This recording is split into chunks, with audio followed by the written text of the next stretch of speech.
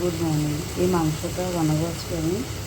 এই মাংসটা আমি ধনেপাতা, কাঁচা লঙ্কা, আদা, রসুন, পেঁয়াজ আর কসুরি মেথি আর লঙ্কা, হলুদ, সর্ষের তেল দিয়ে দই দিয়ে এটা আমি ম্যারিনেট করে রেখেছিলাম। কালকের ম্যারিনেট করে রেখেছিলাম। এটা আজকে বানাবো ধনেপাতা দিয়ে। এই যে আলু ভেজে নিয়েছি, এর সাথেই তুলে দেবো, আর কিছু মশলা দেবো না আমি।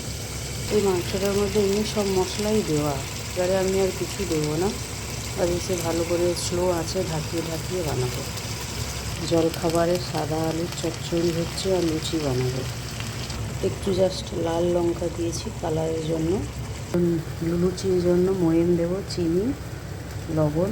আমি এই আটাটা মিক্সিতেই বানাবো, খুব সুন্দর মাখা হয়। এই দেখো ময়ম দিয়েছি, এই দেখো গরম জল দেবো এর মধ্যে। এই দেখো একদম মিক্সি থেকে বেরিয়েই এসছে, খুব সুন্দর নরম, একদম তুলতুলে হয়েছে। এই দেখো এমনিভাবে বেরিয়ে এসছে, একটু আটা লাগানি, আর এত সুন্দর নরম হয়েছে। এই দেখো খুব সুন্দর মাখা হয়েছে এর মধ্যে।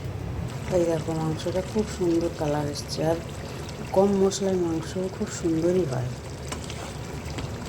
মাংস হয়েই গেছে, একটু গরম মশলা আর ঘি দেবো। এবার একটু গরম মশলা দেবো। চচ্চড়িও হয়ে গেছে সাদা আলু।